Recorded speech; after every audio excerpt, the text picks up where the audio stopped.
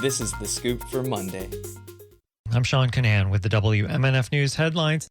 The chair of Florida's Republican Party says he will not resign over a woman's allegation that he raped her. Christian Ziegler said in a Saturday email to supporters that he is innocent and we have a country to save. He did not address specifics of the accusation that has roiled the state's conservative politics. A Sarasota woman says Ziegler forced his way into her apartment in October and raped her.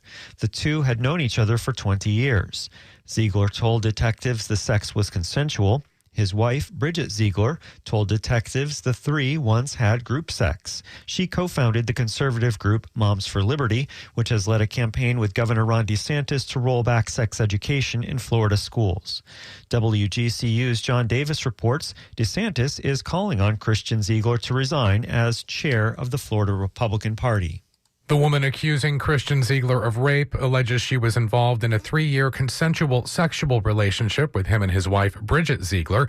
Bridget Ziegler is a Sarasota County School Board member and co-founder of the far-right group Moms for Liberty. The woman, whose identity is protected under Marsy's law, says the sexual assault occurred in her home when Bridget Ziegler was not present.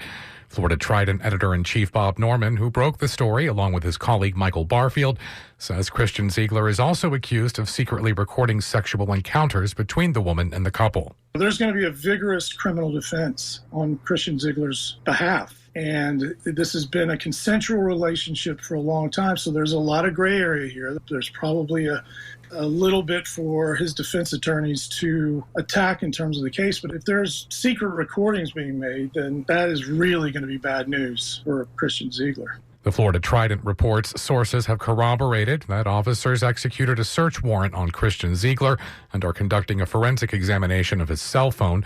So far, no charges have been filed. DeSantis called for Ziegler's resignation on ABC News, saying, quote, "We just can't have a party chair that is under that type of scrutiny," end quote. Ziegler has declared his innocence through a statement from his attorney. I'm John Davis in Fort Myers. A state appeals court has upheld Governor Ron DeSantis' removal of North Florida's only congressional district where black voters could elect their candidate of choice. WFSU's Valerie Crowder reports the decision reversed a lower court ruling that found the map unconstitutional. 8 judges of the state's 1st District Court of Appeals supported reversing a lower court's order for lawmakers to reinstate an African-American performing district in the region. DeSantis last year signed into law a map proposed by his office that eliminated the former Congressional District 5. Which stretched from Gadsden County to eastern Duval County and was held by former Democratic Congressman Al Lawson. 2 appeals court judges disagreed with the majority, writing that the district's removal violated a state constitutional amendment that prohibits diminishing a minority group's ability to elect their candidate of choice. The court's majority argued that plaintiffs suing over the map failed to prove that the former District 5 was a protected minority access district under federal law. The appeals court ruling means the region's current congressional district lines will remain in place, but the Florida Supreme Court could overturn that decision if it takes up the case. I'm Valerie Crowder.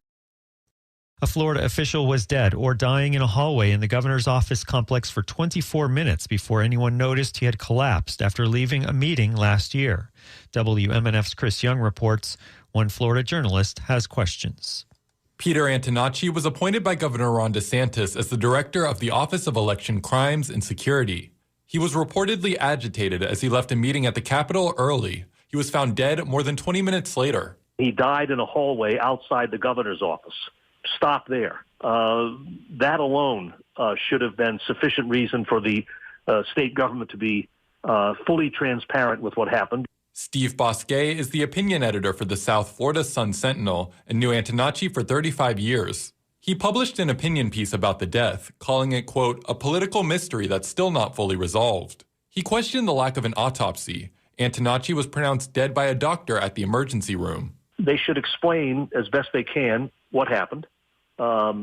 It's not a private matter when it occurs in the state capital of Florida and involves something as important and as controversial as voter fraud and voting investigations.